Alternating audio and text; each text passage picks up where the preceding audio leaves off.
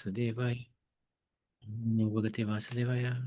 Hare Krishna, Hare devotees. Want to receive the blessing of Radha Madhav, Radha Shyam Sundar, Krishna Balaram, Bal Gopal, Nrsimhadev Bhagavan, Jagannath Baladev Subhadra, Radha Damodar, Gauranitai Srila Tulsimani Shri Haridas Guru Maharaj, Srila Prabhupada and Guru Maharaj, and the assembled devotees. So, Canto 10, chapter 65, entitled Lord Balaram Visits Vrindavan. So, yesterday we looked at King Nrag, how he was protected or saved by Krishna.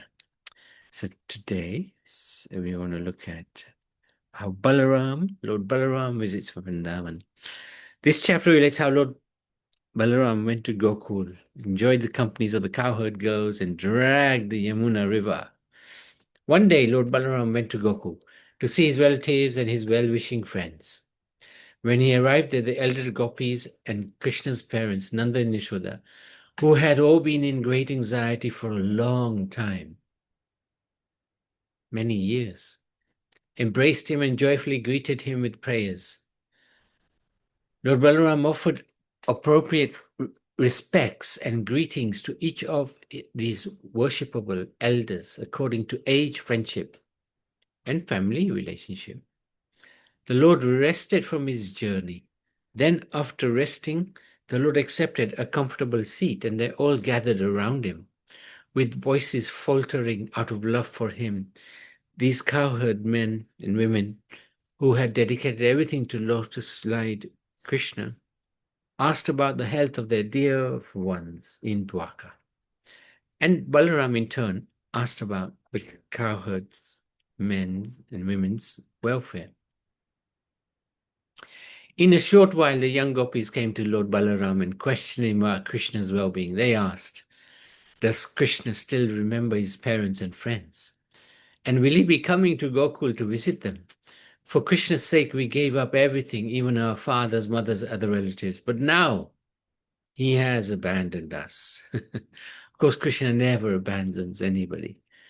Sometimes he's invisible. How can intelligent city women possibly trust the words of one whose heart is so unsteady and who is so ungrateful?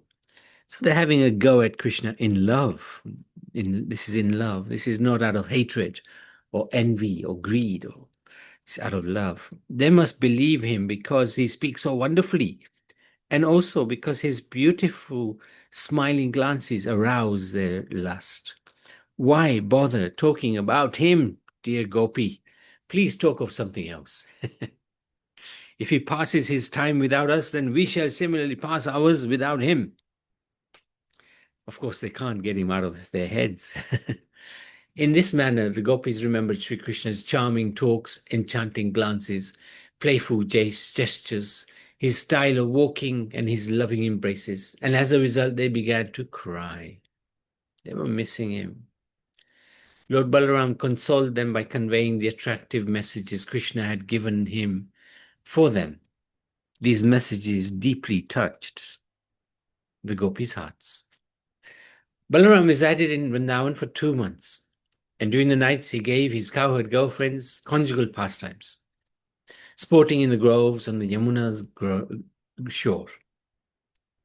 He had his own gopis, own set of gopis. They were different from Krishna's set of gopis, with a different mood. Sent by the demigod Varun, the divine Varuni liquor flowed from a tree hollow and made the entire forest even more fragrant with its sweet aroma. The wind carried to Lord Balaram the fragrance of that flood of sweet liquor. And when he smelled it, he went to the tree. There he and his female companions drank. The demigods and the Gandharvas who witnessed these pastimes played kettle drums in the heavens and showered down lotus petals, while the celestial sages recited Balaram's glories. So even the great sages were speaking about Lord Balaram. So we can see his greatness. As his deeds were sung, Lord Halayuda wondered as if inebriated amongst the various forests with his girlfriends. His eyes rolled from the effect of the liquor. Of course, this is transcendental pastime, not to be imitated by us mortals. This is for the Supreme Lord. And he enjoys. Why not? While thus intoxicated, Lord Balaram called out to Yamuna, "Come near, so I and the gopis can enjoy sporting in your waters." But the Yamuna ignored his command, thinking he was drunk. Lord Balaram then started to pull the Yamuna with the end of his plough, splitting her into hundreds of tributaries. Trembling out of fright, the goddess Yamuna appeared, fell down at Lord Balaram's feet and prayed as follows. So this is Balaram. He got angry. Why isn't the Yamuna coming? And he dragged her. And she came. O Rama. These are the prayers by Yamuna. Almighty armed one, I know nothing of your prowess. With a single portion of yourself, you hold up the earth, Lord of the universe. My Lord, please release me. I didn't understand your position as a supreme, but I now have surrendered unto you, and you are always kind to your devotees. The Lord let her go and then entered her waters with his girlfriends to sport for some time. When they rose from the water, the goddess Kanti presented Lord Balaram with beautiful ornaments, clothing, and garlands. Lord Balaram dressed himself in the blue garments and put on the gold necklace. Anointed with fragrances and beautifully adorned, he appeared as resplendent as Lord Indra's royal elephant. Even today, the Yamuna River flows through the many channels cut by Lord Baladev's plough, the signs of his having subdued her. So even now, there are many tributaries that flow out from the Yamuna. Thus for Lord Balaram, all the nights passed like a single night, as he enjoyed in Braj, his mind enchanted by the exquisite charm and beauty of Braj's young girls, ladies. Chapter 66. Pondarka. Prabhuji, not Prabhuji. Sorry? Prabhuji, not Prabhuji. Sorry, I'm not understanding you. What did you say, Sriyaj? Prabhuji, I have a doubt, Prabhuji. You have a doubt. Oh, yes, please, please. Prabhuji, Yamuna is like the wife of Lord Krishna, right, Prabhuji? Then why Yes. does Balaram? Ah, yes. But she's also the river. And the river was also used by everybody. So yes, Yamuna, the personification of the river, is the wife of Lord Krishna. But Yamuna, the river, which flows from the personification, is for everybody. So that's why Balaram went into that river with his girlfriends. He sported. Yes. Good question. And very well. I'm glad you asked, actually. Very, very good question. Thank you so much. Is that okay? Yes, Prabhuji. Very good. Thank you. So Pundarak, this is so funny. He is a false Vasudeva. This chapter relates how Lord Krishna went to Kashi, present-day Banaras, or Varanasi even, and killed Pundarik, and Kashiraj, and how the Lord Sudarshan Disk defeated a demon, incinerating the city of Kashi and killed Sudakshina. When Lord Balaram was visiting Braj, King Pundarik of Karusha, encouraged by fools, announced that he was the real Vasudev. Thus he challenged Lord Krishna with the following message he sent with a messenger to Krishna at Dwarka. Since I alone am the true personality of Godhead, you should give up your false claim to this position, as well as my divine symbols, and take shelter of me. If you do not, then prepare for battle. This is Pundarik. Poundrik. He's so funny. Poundrik. And he took a flute. He's wearing a helmet or a crown with a peacock feather, dressing himself as Krishna. When Ugrasen and the members of the royal family heard Pondarak's foolish boast, they all laughed heartily. Lord Krishna then told Pondarak's messenger to convey a message to his master. O fool, I will force you to give up the so-called Sudarshan disc and other divine symbols of mine you have dared to assume. And when you lie down on the battlefield, you will become the shelter of dogs. When the Lord had thus spoken, the messenger conveyed his insulting reply to his master. In its entirety, Lord Krishna then mounted his chariot and went to the vicinity of Kashi. Pundarik, seeing the Lord preparing for battle, quickly came out of the city to confront him with the two full military divisions. His friend Kashiraj followed him, leading the rear guard with three Akshauhini divisions. Lord Krishna saw that Pundarik was carrying the Lord's own insignia, such as the conch shells, disc, sword, and club, and also an imitation sarang bow and shivatsa mark. He wore a mock kastuba gem, was decorated with garland of forest flowers, and was dressed in upper and lower garments of fine yellow silk. So he's imitating Krishna, basically. His banner bore the image of Garud, and he wore a valuable crown and gleaming shark-shaped earrings. Lord Hari laughed heartily when he saw how the king had dressed up in exactly imitation of his own appearance, just like an actor on stage. So at least this fellow made Krishna laugh. At least he made him laugh. Just as the fire of universal devastation destroys every living being in all directions, so Lord Krishna annihilated the armies of Pundarik and Kashiraj. Lord Krishna then addressed Pundarik, my dear Pundarik, the very weapons you spoke of through your messenger, I now release unto you. O fool, now I shall make you renounce my name, which you have falsely assumed. And I will certainly take shelter of you if I do not wish to fight you. Having thus derided Pundarik, Krishna destroyed his chariot, then cut off his head with the Sudarshan disc, just as Lord Indra lopes off a mountain peak with his thunderbolt weapon. Because Pundarik had constantly meditated on the Supreme Lord, even dressed like him, he gained liberation. This is the neutrality of the Lord. Whoever he touches gains liberation, whether he's a devotee or a demon. It doesn't matter. The Lord is neutral to both. He will award the same benefit because he's neutral. He's not partial to anyone.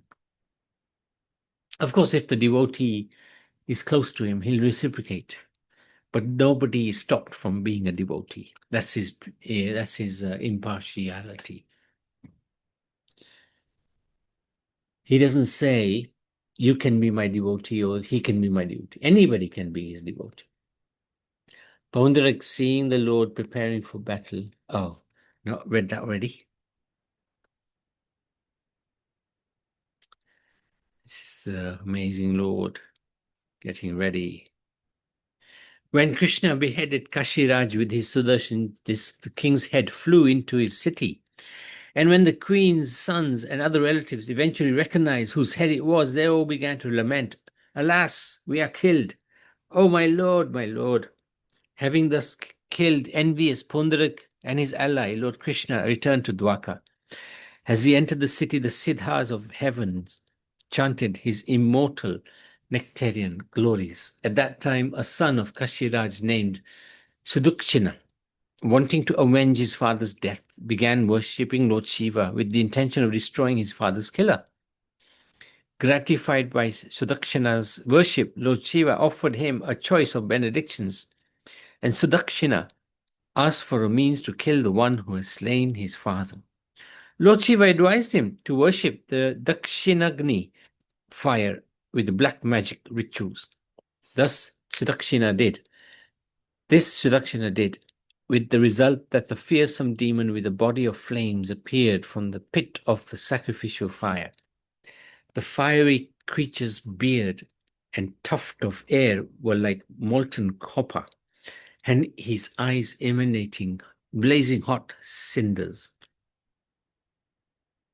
His face looked most frightful, with its fangs and terrible arched and furrowed brows. The demon rose up carrying a fiery trident and at once set off for Dwarka. The residents of Lord Krishna's capital became terrified as the demon approached the city, but Lord Krishna assured them of protection. And understanding that the monster had been produced by Lord Shiva from the sacrificial fire, Krishna dispatched his Sudarshan Chakra to oppose the magic creation of Lord Shiva. That Sudarshan, this disc weapon of Lord Mukunda, blazed forth like millions of suns. His effulgence blazed like the fire of universal annihilation, and with his heat, he pained the sky. All the directions, heavens and earth, and also the fiery demon. Frustrated by the power of Lord Krishna's weapon, O king, the fiery creature produced by black magic turned his face away and retreated. Created for violence, the demon then returned to Varanasi, where he surrounded the city and then burned Sudikshana and his priest to death, even though Sudikshana was his creator. So this is interesting. It's a bit like our karma. When we do our karma, at some point it'll come and bite us, especially if it's bad karma. Lord Vishnu's disc also entered Varanasi in pursuit of the fiery demon and proceeded to burn the city to the ground, including all its assembly halls and residential palaces with raised porches, its numerous marketplaces as well, gateways, watchtowers, warehouses, and treasuries, and all the buildings housing elephants, horses, chariots, and grains. After burning down the entire city of Varanasi, Lord Vishnu's Sudarshan Chakra returned to the side of Sri Krishna, whose actions are effortless. Any mortal who recounts this heroic pastime of Lord Uttamasloks, or who simply hears it attentively, will become freed from all sins. So, this is the two chapters where Balaram goes to Vrindavan and then Pondara gives the Lord a good laugh. Any questions, any comments? Hare Krishna, Prabhuji. Oh, Hare Krishna, you're with us. Okay, very Yes, good. I came back early, so I joined. Oh, good. Sometimes, some of the words or the language, I find it hard to understand. Basically, from the material point of view, like lost and conjugal pastimes, these are transcendental, I know, but I don't know how to interpret or learn from this. What does it actually mean? It's maybe not qualified to understand all this, but still, I thought I would ask you. Yeah, I mean, basically, this is the thing with Krishna and Balaram. The devotees have desires, When Ramachandra came, they had the desire, the sages in the forest had the desire to enjoy with the Lord in conjugal mood. And Ram said, well, when I come as Krishna, I will fulfill your desires. So these gopis, they are those sages who wanted in the time of Ram to have these close pastimes with the Lord. So as Krishna and Balaram, they they fulfilled the desires of the sages. Ram didn't, right? Ram said, no, one wife, one vow, that's it. But Krishna, this is what the uniqueness of Krishna and Balaram is, that they fulfill the desires of the devotees no matter what the cost was. And even if the cost is they become criticized, or they become, defamed in the eyes of the general public, they didn't care. Their mood was, how can we satisfy our devotees? How can we fulfill the desires of our devotees? So these conjugal pastimes are very hard to understand. I completely agree with you. It's very, very, very hard to understand. But the way I understand it is, the Lord is fulfilling the desire of the devotees at any cost, including his own reputation. He's willing to forego his reputation to serve, to fulfill the desires of the devotees. But it's also said that Krishna is lifetime a brahmachari. He's never. So that is conflicting, isn't it? Well, he's a brahmachari. He's the absolute truth. He's completely above any reproach. He's pure completely. You're right. What happened? There was this pastime with Durvasa Muni. I don't know if you know it. And I think when we go to Vrindavan, we'll hear a lot more about this pastime. But in very brief summary, the gopis, they went to see Durvasa Muni after some tests that were made. And then they had a test of how to get back to Krishna. So Durvasa Muni said, well, you have to say to Yamuna that Krishna is a brahmachari, a true brahmachari. And the gopis laughed and laughed. What? We know he's not a brahmachari. He's fully us. But they had to say it, and they had to mean it. And when they went to the Yamuna and they said it and they meant it, they actually meant it, the Yamuna let them through, because it was the truth. So we will ask Prabhuji, Madhav Kirti Prabhu, how this actually, what is the meaning of this? Because we understand Krishna's, he's, he enjoys conjugal pastime. But the thing, why he's a brahmachari? Because in his heart, there's no lust. In his heart, there's no like material lust. In the hearts of the devotees, there's a desire. But in his heart, he's completely and utterly pure. And that's why he's regarded as a brahmachari. His heart is pure. So... Yes, we have to ask the Prabhuji. As well, yeah. Let's see what he has to say as well. But you're right. And it's good to get a few angles on this, because it's... Yes. I always hesitated to ask this because I just don't understand it. But then Yes. I thought I can ask you. So after a long time. I know exactly where you're coming from. And and Bhagavatam, there's lots of such references, isn't it? yes. Not only here, but elsewhere as well. In Bhagavatam, desires and Padma Purana. lusty glances. Yeah. That's right. Falling from the breast of the gopis onto the... So sometimes you find difficult to understand this language. Yeah. Yes, and that's true. But here in this material world, the lust is very degraded, right? But in the spiritual world, that lust is actually defined as love. But it's not necessarily the lust that we experience in this material world. It's higher. It's at a level of pure, pure spiritual quality, whereas here it's just degraded. So I think that may be some transcendental and material way of life are different, but we can only understand from the material form of life. Correct. Yes, unless you have that vision Yeah, that's right. Hey, Yeah. have you heard that? You ask Prabhuji about this question, Prabhuji. I won't ask We him. will. And you can remind me. I You know, will. Okay. you remember that past time at Durvasa Muni, the gopis had to, Krishna said, go and Yes. see. And then on the way back, Durvasa Muni said, you have to say Krishna is a pure brahmachari. Yeah, that's a lie. But it wasn't a lie, because then the Yamuna allowed them through. So how come he's regarded as a brahmachari, but yet he's got these conjugal pastimes with the gopis? Because it's about everything. He's above it, but also his heart is pure. He's not contaminated.